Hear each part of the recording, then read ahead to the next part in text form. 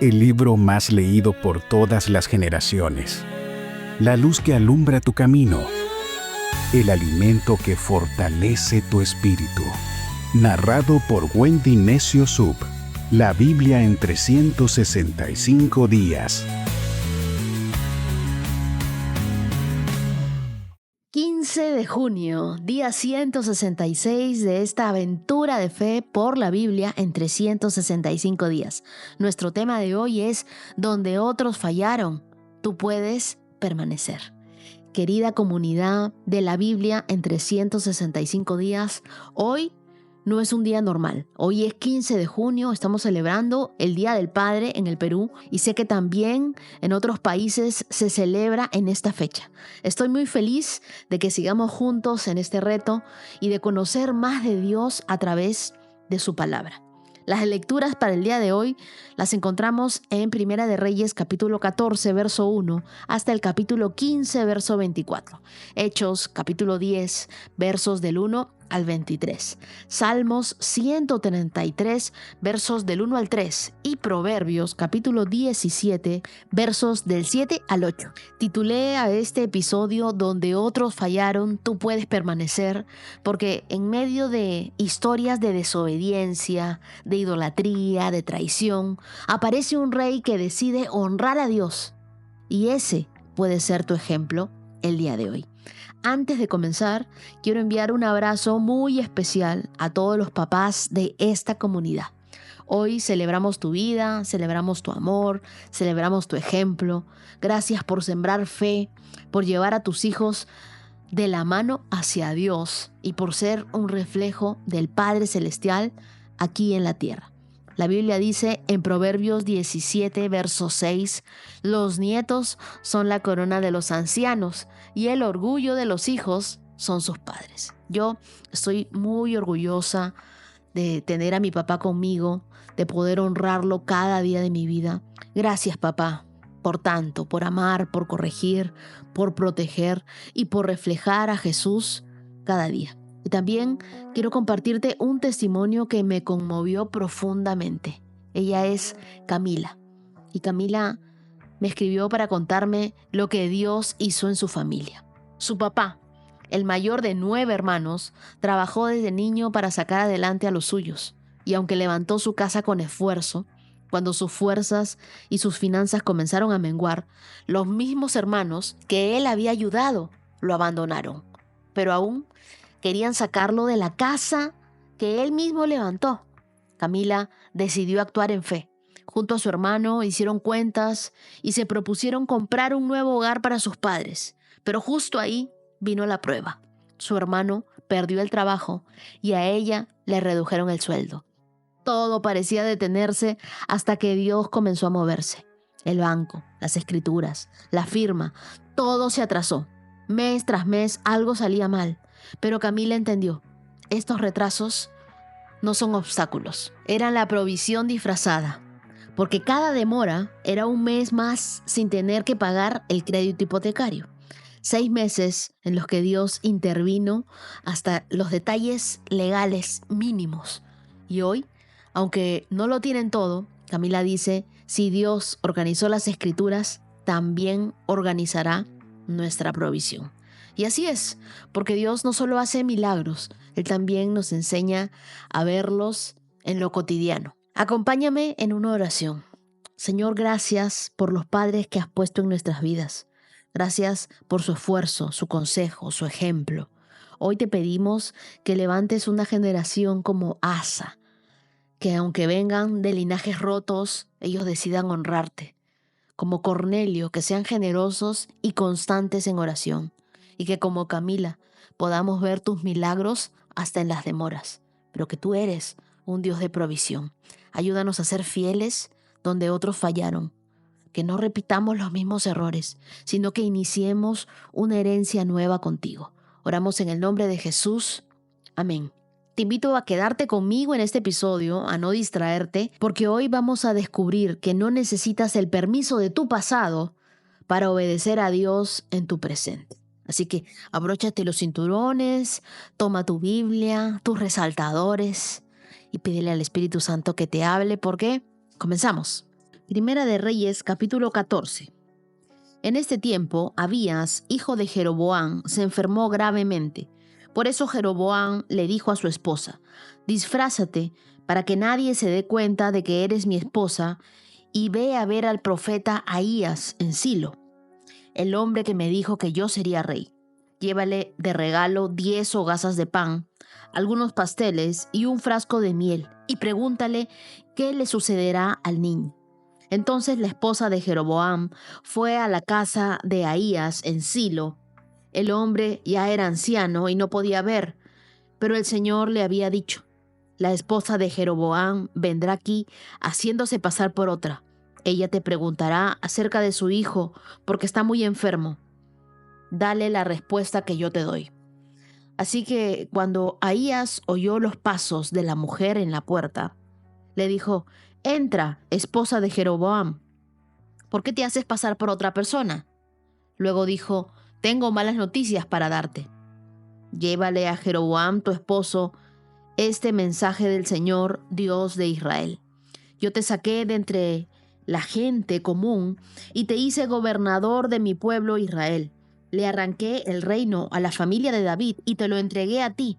Pero tú no has sido como mi siervo David, quien obedeció mis mandatos y me siguió con todo el corazón y siempre hizo lo que yo quería. Tú has hecho cosas más malignas que todos los que vivieron antes de ti.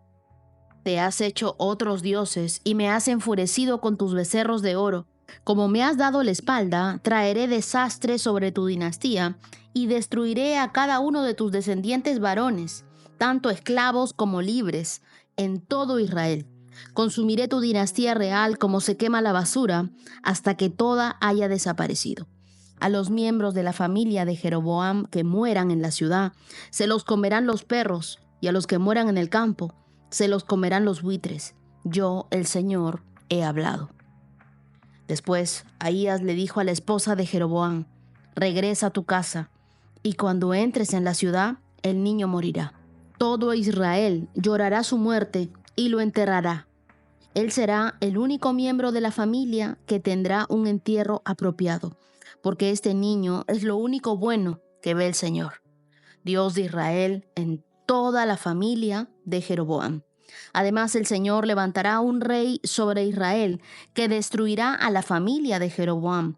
Esto sucederá hoy, ahora mismo. Luego el Señor sacudirá a Israel como la corriente agita los juncos. Él desarraigará a los israelitas de esta buena tierra que les dio a sus antepasados y los esparcirá más allá del río Éufrates, porque ellos han enfurecido al Señor con los postes que levantaron para rendir culto a la diosa Acera. Él abandonará a Israel debido a que Jeroboam pecó e hizo que Israel pecara con él. Entonces la esposa de Jeroboam regresó a Tirsa y el niño murió en el momento en el que ella atravesaba la puerta de su casa. Todo Israel lo enterró y lloró su muerte, tal como el Señor había prometido por medio del profeta Ahías. Los demás acontecimientos del reinado de Jeroboam, con todas sus guerras y la forma en que él gobernó, están registrados en el libro de la historia de los reyes de Israel. Jeroboam reinó 22 años en Israel. Cuando Jeroboam murió, su hijo Nadab lo sucedió en el trono. Mientras tanto, Roboam, hijo de Salomón, reinaba en Judá. Tenía 41 años cuando subió al trono y reinó 17 años en Jerusalén, la ciudad que el Señor había elegido entre todas las tribus de Israel, como el lugar para honrar su nombre. La madre de Roboam era una mujer amonita que se llamaba Naama.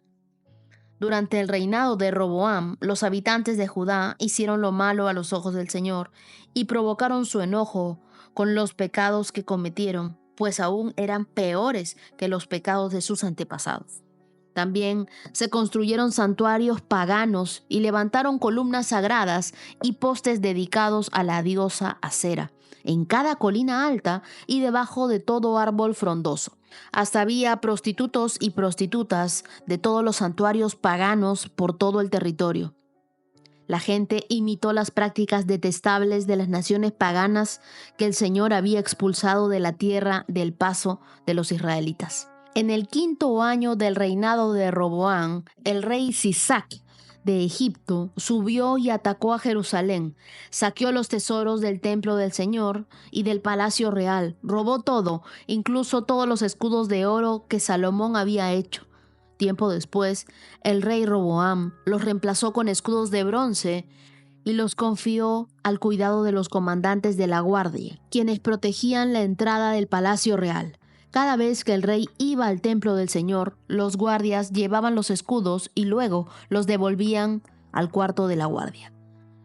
Los demás acontecimientos del reinado de Roboam y todo lo que él hizo están registrados en el libro de la historia de los reyes de Judá. Hubo guerra constante entre Roboam y Jeroboam. Cuando Roboam murió, lo enterraron junto a sus antepasados en la ciudad de David. Su madre fue una mujer amonita llamada Naama. Luego su hijo Abián lo sucedió en el trono. Primera de Reyes, capítulo 15. Abián comenzó a gobernar Judá en el año 18 del reinado de Jeroboam en Israel. Reinó en Jerusalén 3 años. Su madre se llamaba Maaca y era nieta de Absalón.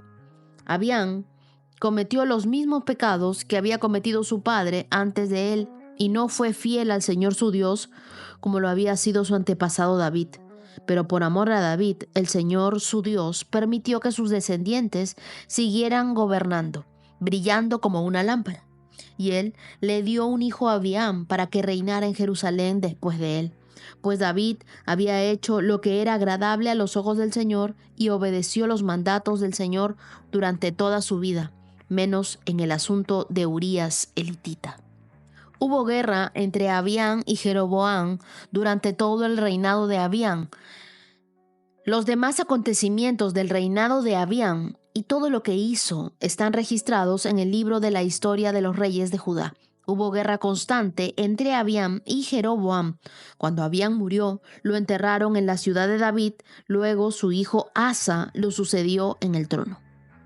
Asa comenzó a gobernar Judá en el año 20 del reinado de Jeroboam en Israel. Reinó en Judá 41 años. Su abuela era Maaca, nieta de Absalón. Asa hizo lo que era agradable a los ojos del Señor, igual que su antepasado David. Expulsó de la tierra a los prostitutos y prostitutas de los santuarios paganos y se deshizo de todos los ídolos que habían hecho sus antepasados. Hasta quitó a su abuela Maaca de su puesto de reina madre porque ella había hecho un poste obsceno dedicado a la diosa Acera. Derribó el poste obsceno y lo quemó en el valle de Cedrón. Aunque no se quitaron los santuarios paganos, el corazón de Asa se mantuvo totalmente fiel al Señor durante toda su vida. Llevó al templo del Señor la plata, el oro, los diversos objetos que él y su padre habían dedicado, y hubo guerra constante entre Asa, rey de Judá, y Baasa, rey de Israel. El rey de Baasa, de Israel, invadió Judá y fortificó Ramá, para que nadie pudiera entrar ni salir del territorio del rey Asa en Judá. En respuesta, Asa tomó la plata y todo el oro que quemaban en los tesoros del templo del Señor y del palacio real y encargó a uno de sus funcionarios que le enviaran todo a Ben-Hadad, hijo de Tabrinom, hijo de Esión, rey de Aram, que gobernaba en Damasco, junto con el siguiente mensaje: hagamos un tratado tú y yo, como hicieron tu padre y mi padre. Mira, te envío de regalo plata y oro. Rompe el tratado con el rey Baasa de Israel para que me deje en paz. Ben-Hadad aceptó la propuesta del rey Asa y envió a los comandantes de su ejército a atacar a las ciudades de Israel. Ellos conquistaron las ciudades de Gijón, Dan, Abel-Bet, Maca, toda Cineret y toda la tierra de Neftalí. Apenas Baasa de Israel se enteró de lo que ocurría, abandonó el proyecto para fortificar Ramá. Asa empleó esos mismos materiales para fortificar la ciudad de Geba en Benjamín y la ciudad de Mizpa. Los demás acontecimientos del reinado de Asa El alcance de su poder, todo lo que hizo y los nombres de las ciudades que construyó están registrados en el libro de la historia de los reyes de Judá. En su vejez se enfermó de los pies. Cuando Asa murió, lo enterraron con sus antepasados en la ciudad de David. Luego, Josafat, hijo de Asa, sucedió en el trono. Hasta ahí. En este tramo de la historia vemos las consecuencias devastadoras de la desobediencia continua tanto en el reino del norte, Israel, como en el reino del sur, Judá. La idolatría, la manipulación y el alejamiento progresivo del corazón de Dios no solo corrompen una nación, sino que traen juicio, muerte y pérdida del propósito. Es en Primera de Reyes capítulo 14, versos del 1 al 20, donde Jeroboam intenta, ¿no?, engañar a Dios. Jeroboam es el primer rey del reino del norte. Sabe que su hijo está enfermo, pero en vez de buscar a Dios con un corazón sincero, como lo hizo David, él manda a su esposa, y no solo la manda a ella, sino que la disfraza para que ella consulte al profeta Ahías. Este acto revela más que miedo. Muestra su intento de manipular a Dios sin rendirle obediencia. La mujer viaja a Silo para encontrarse con Ahías, y cuando Ahías habla, no endulza el mensaje. Le dice claramente: tu hijo morirá y la dinastía de Jeroboam será desarraigada. El juicio de Dios es firme, pero no por venganza, sino porque se violaron pactos espirituales y porque él no obedeció a Dios en las cosas que Dios le había dicho. Y muchos hoy hacen lo mismo, buscan una palabra profética sin intención de obedecerla. Y Dios no te dará una nueva instrucción si aún no has obedecido lo último que Él te dijo. Nosotros queremos ver milagros, pero no estamos entregados. Estamos buscando confirmaciones, pero no nos hemos rendido del todo a Dios.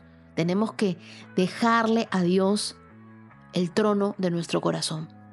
Pedirle al Espíritu Santo que sea Él quien nos guíe. Cuando enfrentes una crisis, no busques una palabra profética, que alguien ore por ti. Primero pregúntate: ¿estoy listo para obedecer lo que Dios me va a decir, incluso si no me gusta? Mientras Jeroboam reinaba en el norte, Roboam, el hijo de Salomón, reinaba en Judá, en el sur. Y a pesar de tener un linaje del rey David, su gobierno es marcado por la corrupción, por la prostitución y por el abandono de la ley de Dios. Luego su hijo Abiam lo sucede, y aunque sigue el mismo patrón, Dios no borra el pacto con David. ¿Te das cuenta de que Dios mantuvo la lámpara encendida por amor a David? Primera de Reyes 15:4. Este verso nos enseña que la fidelidad de un hombre con Dios puede extender misericordia a sus generaciones. Hay quienes piensan: no, pero a Dios no importa si soy obediente o no. No, si tú eres obediente, esa obediencia tuya hoy es la herencia que tus hijos disfrutarán mañana. O, si tú eres desobediente, es la que lamentarán mañana. ¿Qué más me enseña la vida de Jeroboam y de Roboam?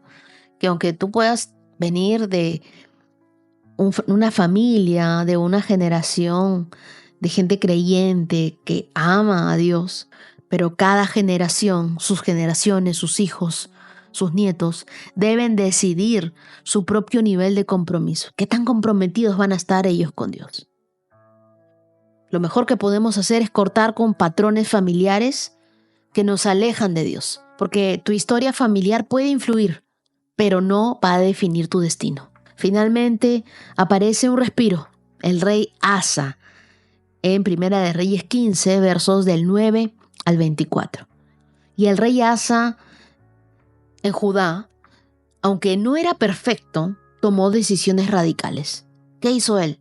Derribó los ídolos, quitó a su propia abuela del trono porque ella estaba promoviendo la idolatría, y trató de limpiar la tierra. Su celo por Dios fue valiente.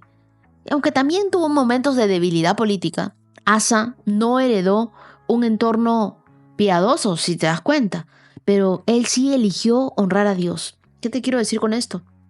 Que De repente tú en tu familia eres el único creyente, eres el único que ama a Dios. Y antes no has tenido nadie que amara a Dios como tú. Pero si tú lo amas, si tú lo obedeces, si tú lo sigues, no necesitas una historia perfecta, solo una decisión firme. Yo creo en ti, voy a caminar contigo y eso es suficiente para que Dios escriba un nuevo capítulo en la historia de tu vida. Ahora, misma tierra, nuevo espíritu, Judá seguía siendo el mismo territorio de Roboam y de Abián, pero con Asa hubo reforma. Esto demuestra que Dios puede levantar algo nuevo en el mismo lugar donde otros fallaron. Muchos viven creyendo que por venir de una familia rota o con un pasado complicado no pueden hacer la diferencia. Pero Asa nos demuestra que un corazón alineado con Dios tiene más peso que un apellido o una tradición. Y alguno me dirá, pero si en mi entorno nadie cambia, empieza tú. No necesitas el permiso de tu pasado para obedecer a Dios en tu presente. Hazlo tú, marca tú la diferencia. Señor, hoy quiero tener un corazón como el de Asa. Aunque mi historia familiar esté marcada por errores, abandono o religiosidad, ayúdame a marcar la diferencia. No quiero repetir patrones, quiero redimir mis generaciones. Dame la valentía para tomar decisiones que honren tu nombre, aunque duelan, aunque incomoden. Que no me detenga lo que no heredé, porque tú puedes comenzar algo nuevo conmigo. Que mi fidelidad, Dios, hacia ti sea más fuerte que mi historia. Y que donde otros fallaron, yo permanezca fiel. Te lo pido, Padre, en el nombre de Jesús. Amén. Hechos capítulo 10.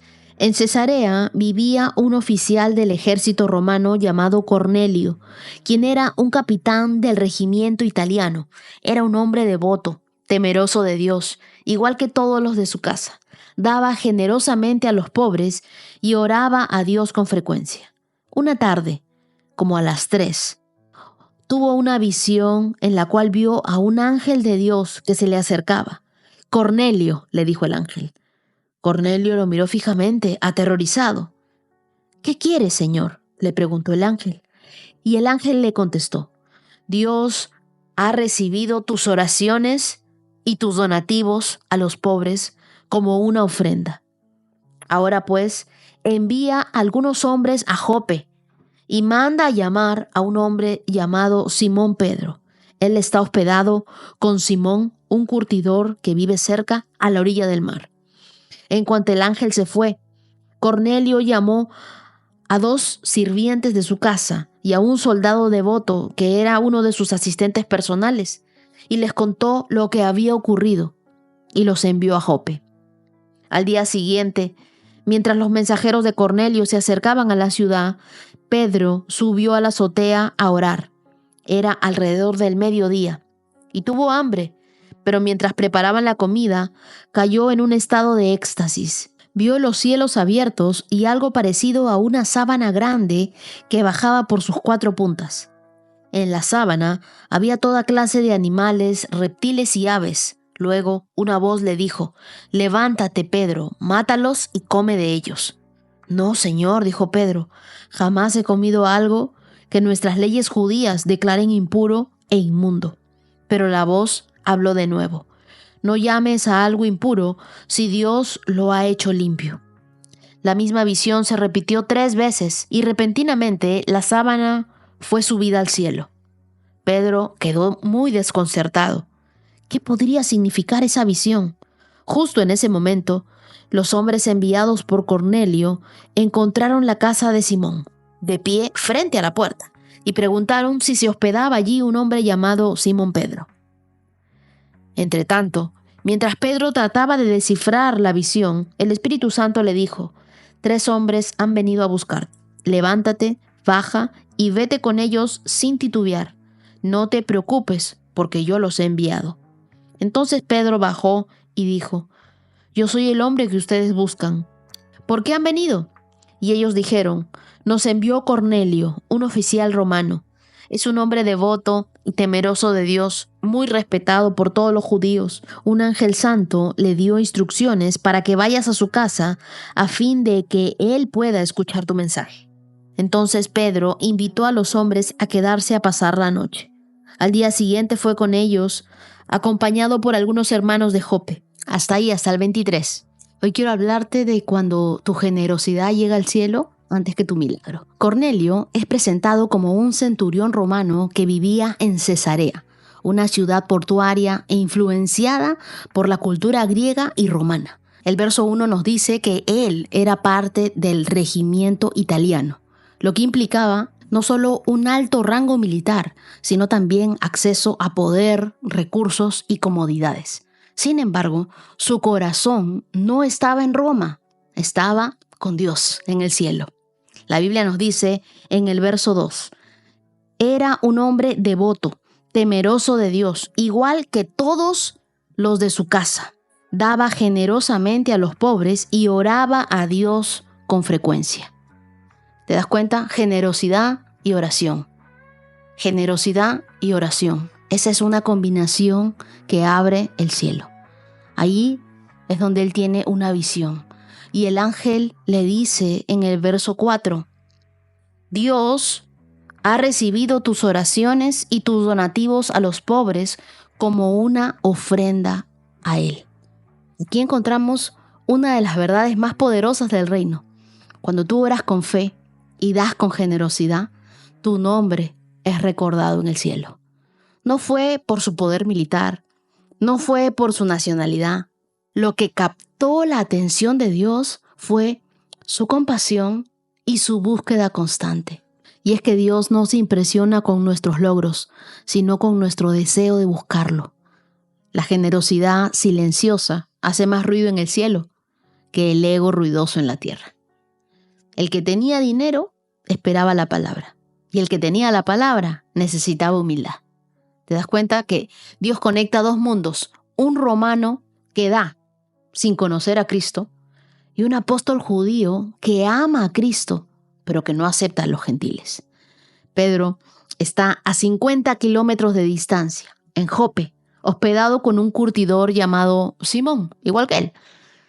Y la Biblia nos dice, considerado impuro por su trabajo. Este detalle es intencional porque Dios está desmantelando los prejuicios uno a uno. Cuando Pedro tiene la visión, esa visión del lienzo con los animales impuros, el mensaje era claro. No llames impuro a algo que Dios ha hecho limpio. Y Cornelio había estado sembrando generosamente. ¿Te das cuenta? Pedro estaba siendo podado internamente, corregido, y a ambos Dios les tenía preparado un encuentro. Quiero que notes esto. Cornelio tenía convicción. No había escuchado a Jesús, pero ya vivía como si Él fuera su Señor. La Biblia nos dice en el verso 2 que toda su familia era temerosa de Dios, lo cual habla de la influencia de Cornelio en su casa. Hoy en día hay muchos que van a la iglesia, pero no lideran en su casa. Cornelio lideraba espiritualmente antes de formar parte del pueblo de Dios. Y es que el liderazgo espiritual no comienza con un micrófono, sino con un corazón dispuesto en tu casa. Que tú les enseñes ejemplo de fe en tu casa. Si la fe no cambia tu forma de servir a otros, entonces eso no es fe, eso es religión. Y cada vez que nosotros nos acercamos a Dios, cambiamos. Y quiero hablarle el día de hoy a esos Cornelios. Dios recuerda tu generosidad incluso cuando tú la olvidas. ¿Te has dado cuenta? Ese acto de dar a alguien necesitado, esa comida compartida, ese pago yo la cuenta, todo eso sube como una ofrenda para Dios. ¿Tú te imaginas que tus oraciones sean registradas en el cielo aunque nadie más las escuche? Eso nos enseña que Dios guarda memoria de cada lágrima, de cada acto generoso, de cada noche de intercesión, incluso cuando el milagro aún no ha llegado. Paralelamente, en el verso 9, la Biblia nos dice que Pedro estaba orando en la azotea de una casa en Jope y tenía hambre. Pero lo que recibe no es comida, sino una visión. y tiene un lienzo en visión que desciende desde el cielo con animales que los judíos consideraban impuros. Y una voz le dice: levántate, Pedro, mata y come. Y él responde: jamás he comido nada impuro. Pero la voz le replica: lo que Dios ha limpiado, no lo llames impuro. Este momento es una revolución, porque Dios no solo está hablando de la comida, lo está preparando para que Él rompa paradigmas culturales y también para que no se limite. En este momento, los mensajeros de Cornelio tocan a la puerta. Pedro aún está procesando lo que vio, pero el Espíritu Santo le dice en el verso 20: levántate, baja y vete con ellos sin titubear. No te preocupes, porque yo los he enviado. ¿Quiénes son los que hoy están tocando a tu puerta mientras tú estás encerrado? A veces nosotros oramos, pero rechazamos las oportunidades porque no se ven como las imaginamos.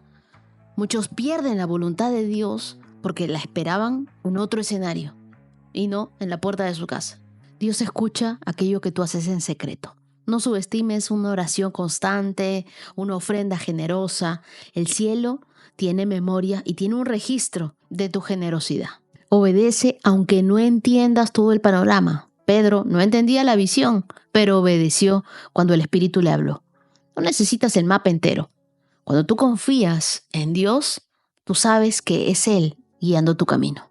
Ora conmigo hoy y dile: Dios, hazme como Cornelio, una persona generosa, constante en oración, sensible a tu voz. Ayúdame a dar aunque no vea, a orar aunque no entienda y a vivir con un corazón que suba como una ofrenda delante de ti.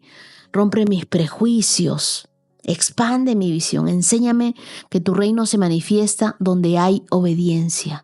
Abre mi entendimiento, Dios, que mis oraciones y mis acciones suban como ofrenda delante de ti.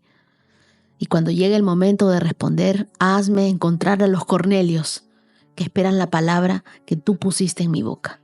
Gracias, Dios. Oro en el nombre de Jesús. Amén. Salmos 133. Qué maravilloso y agradable es cuando los hermanos conviven en armonía, pues la armonía es tan preciosa como el aceite de la unción que se ha derramado sobre la cabeza de Aarón, que corrió por su barba hasta llegar al borde de su túnica. La armonía es tan refrescante como el rocío del monte Hermón, que cae sobre las montañas de Sión, y allí el Señor ha pronunciado su bendición, incluso la vida eterna. El Salmo 133 nos enseña que la unidad es la que desata la bendición, ya que este salmo es una declaración cantada de unidad en un pueblo propenso a las divisiones. Por eso el salmista dice la palabra armonía. Armonía aquí no se refiere a uniformidad, sino a compromiso de caminar juntos en propósito, aún con diferencias. El mayor poder del enemigo no es el pecado, es la división. Porque donde hay división, no hay presencia. ¿Y sabes qué? Dios no nos exige que pensemos igual, porque eso es imposible, pero sí que nos amemos igual. En un tiempo donde los desacuerdos separan las iglesias, los ministerios, las familias, este salmo nos llama a buscar la reconciliación como adoración. No solo es bonito llevarnos bien, es espiritualmente poderoso. Y luego la Biblia nos habla en el verso 2 que esto es como el aceite de la unción que fue derramado sobre la cabeza de Aarón y que corrió por su barba hasta llegar al borde de su túnica. Pero esto no era cualquier aceite, era el aceite sagrado de Éxodo 30, el que era reservado para consagrar a los sacerdotes, como Aarón. David dice que la unidad entre los hermanos trae la misma unción que consagró a este sacerdote. Y lo más revelador es que el aceite descendía desde la cabeza, es decir, la autoridad espiritual, pasando por la barba, la madurez, hasta el borde del manto, de la túnica, la comunidad. Entonces, la unción fluye cuando hay honra. Sin honra, no hay unción. Ahora leamos Proverbios capítulo 17, versos 7 y 8. Las palabras elocuentes no son apropiadas para el necio, mucho menos las mentiras para el gobernante. El soborno es como tener un amuleto de la suerte. El que lo da, prospera. No todo lo que suena sabio viene de un sabio. Aquí la Biblia nos habla sobre las palabras arrogantes que no convienen al necio. La palabra arrogantes también puede traducirse como soberbias, como altisonantes. Así que la imagen es clara. Un necio tratando de parecer sabio con palabras grandilocuentes que no corresponden a su carácter. La integridad no se mide por lo que nosotros decimos en público, sino por lo que sostenemos cuando nadie nos ve. En redes sociales es común ver personas con aparente sabiduría, con frases motivacionales, pero viven en necedad en la práctica. Este verso nos llama a alinear lo que hablamos con lo que vivimos. Una vida coherente vale más que 1000 discursos elocuentes. Y este mismo verso termina con mucho menos las mentiras del gobernante. Aquí el proverbista eleva el estándar moral para los líderes. En el mundo hebreo, un rey representaba la justicia divina de la tierra. Que un líder mienta era más que inmoral, era destructivo para todo el pueblo. Todo líder lleva una sombra. La cuestión es, ¿qué proyecta tu sombra? Hoy vemos gobernantes, jefes, influencers, incluso líderes espirituales, justificar mentiras y dicen, bueno, es con un fin mayor. Pero este versículo nos recuerda que en el reino de Dios el carácter pesa más que los resultados. ¿Estás edificando bajo un liderazgo sobre la verdad o sobre lo que te conviene decir? Y el verso 8 que nos dice, el soborno es como tener un amuleto de la suerte. El que lo da, prospera. Este versículo es un tanto irónico porque el proverbista no está aprobando el soborno, sino que describe la percepción del que lo usa. Para el que recurre a él, al soborno, parece un amuleto de suerte, pero es una ilusión. Funciona al principio, pero va a terminar por corromper todo. Lo que comienza con atajos va a terminar definitivamente con quiebres. Es como que tú usaras una tarjeta de crédito sin tener con qué pagar. Parece una bendición, pero es una trampa disfrazada de oportunidad. Entonces, cuando tú tengas que tomar decisiones financieras, laborales, relacionales, no tomes el camino que parece más fácil, sino el que es el más honesto. A la larga, el precio será más alto que el beneficio. Estos proverbios nos recuerdan que el verdadero éxito no se logra con palabrería, ni con manipulación, ni con atajos, ni con amuletos, con nada. Dios honra al que camina en integridad. Aunque tarde más, vas a prosperar con integridad. Cuando tú eliges obedecer, aunque parezca que vas perdiendo, estás siendo parte de un plan mayor que no termina en esta escena. Hace poquito leía una frase que decía, no perdí, en realidad gané. Y cuando a veces uno dice, no, pero estoy perdiendo este soborno, estoy perdiendo de ganar. No perdiste, en realidad ganaste. Y tú me podrás decir, ¿pero qué estoy ganando? Estás ganando integridad. Estás ganando que Dios escuche tus oraciones. Estás ganando su respuesta. Estás ganando obediencia. Acompáñame en una oración. Señor, líbranos de aparentar sabiduría sin tenerla. Danos integridad para liderar con verdad. Y también danos discernimiento para no ceder ante ningún atajo, ante ningún soborno. Ayúdanos, Dios, a vivir como tú quieres que nosotros vivamos. Enséñanos a hablar con humildad, a actuar con justicia, a vivir con coherencia entre lo que decimos y lo que hacemos. Que tu verdad sea nuestra guía, aunque nos cueste. Gracias, Dios. Oramos en el nombre de Jesús. Amén. Día 166. Check. Y antes de cerrar este episodio, quiero tomar un momento muy especial para celebrar a los papás y a los cumpleañeros de este día. Hoy, en muchos países, se celebra el Día del Padre. Y quiero saludar con todo mi corazón a mi papá, José Neciosub. Tú eres mi héroe, eres mi ejemplo, eres el hombre que me enseñó a amar la Biblia. Y quiero darte las gracias por tu alegría, por ser tan trabajador, por todo lo que haces por nosotras. Te amo con todo mi corazón. También quiero enviar un saludo muy cariñoso a Pilo Gómez, el mejor papá que Dios le pudo dar a Nicolás y a Mariana desde Texas. Tu vida es una bendición. Feliz cumpleaños para Ramsis, el papá de Cristóbal. Oro para que Dios te llene de sabiduría y te prospere en todo lo que hagas. Feliz Día del Padre para Lorenzo y Horacio en Tuxtepec, México. Feliz Día del Padre para Paulino, que celebra también 53 años hoy en Arauca, Colombia. Feliz vida y también feliz paternidad. Feliz Día del Padre para Guillermo Arellanes Miranda desde Toluca, Estado de México. Tu esposa Mari Borja me escribió para decirme que eres un gran esposo y también un estupendo papá y que Dios multiplique el amor en tu vida. Un feliz Día del Padre también para Armando Silva Solís, que es un fiel oyente, un querido amigo y el papá de mi mejor amiga Rosy Silva. Ahora también quiero felicitar con todo mi amor a quienes están de cumpleaños hoy. Arani Sánchez Gual, ella cumple 26 años en Valledupar. Tu mamá Sheila me pidió que te recordara lo valiosa hija que eres. Eres muy amada y eres un regalo del cielo. Feliz cumpleaños para Juliana Rico Torres en Bogotá. Que este nuevo año te acerque más al corazón de Dios. Feliz cumpleaños para Celeste Fernández desde Salta, Argentina.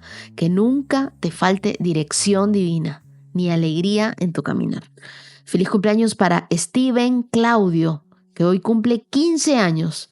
Ruth y Mateo, tu mamá y hermanito celebran tu vida. Eres un joven valiente, lleno de propósito, y le pido a Dios que guíe cada una de tus decisiones. Feliz cumpleaños para Elvia Araceli Ojeda Sánchez en Ciudad de México. Que este año esté lleno de respuestas del cielo, mucha paz y dirección. Feliz cumpleaños a Julieta Pitre, Valeria Lugones desde La Paz, Bolivia. Que Dios te bendiga. Vi tu mensaje en YouTube y dije, tengo que saludarla. Feliz cumpleaños también para Melissa Yael desde Ciudad de México. Que Dios te bendiga. Feliz cumpleaños para Tatiana, Cintia y Mariana Camacho desde Bolivia. Que Dios les abra puertas nuevas, las llene de gozo y las guíe con sabiduría. Feliz cumpleaños para Emilio Yepes desde Quito, Ecuador. Que este año esté marcado con el favor de Dios. Tus papis Andrea y Dani te bendicen con todo su amor. Feliz cumpleaños para Leonela Chacón Roa. Ella cumple 14 años. Que el Espíritu Santo sea tu mejor amigo en esta etapa tan especial. Feliz cumpleaños para Paula Juliana Rico en Bogotá. Tienes un don muy especial, así que camina siempre guiada por el Espíritu Santo. Feliz cumpleaños para Sara Méndez. Ella cumple 15 años en Medellín, Colombia. Que tu vida sea como una luz encendida para otros. Feliz cumpleaños para Enzo Manuel Álvarez, de 8 añitos, desde Valledupar. Que tu sonrisa siga iluminando tu casa y a todo tu entorno. Eres un campeón. Feliz cumpleaños para Gracie Antón. Ella cumple 39 años desde El Callao. Que el amor de Dios te inunde cada área de tu vida. Feliz cumpleaños para Adriana Gutiérrez desde Valledupar. Hoy te abrazo con mis palabras y deseo que tengas un lindo día. Eres una mujer valiente. Feliz cumpleaños para Mila Bello, una venezolana hermosa en Zaragoza, España. Que Dios te abrace muy fuerte el día de hoy y te regale un año lleno de bendiciones. Feliz cumpleaños para Sandra Villavicencio desde Canadá. Tu hermana Miriam y tus sobrinos me dijeron cuánto te aman. Que Dios te siga fortaleciendo en cada uno de tus pasos. Feliz cumpleaños para Emily y Emma, las mellizas preciosas de Girón, Santander, Colombia. Feliz cumpleaños a las dos y que crezcan con gozo, con sabiduría y con el favor de Dios. Y un aniversario muy especial de Mayelín Ríos y Enrique Cruz, que están celebrando 23 años de matrimonio. Oro para que sigan caminando juntos de la mano de Dios. Hasta Pachuca, México, Dios los bendiga. Y hasta aquí llegó este episodio, querida comunidad. Que Dios los bendiga, que su corazón tenga paz y recuerden que debemos ser fieles a nuestro Dios. Bendiciones. 365 con Dios, con Wendy Necio Sub.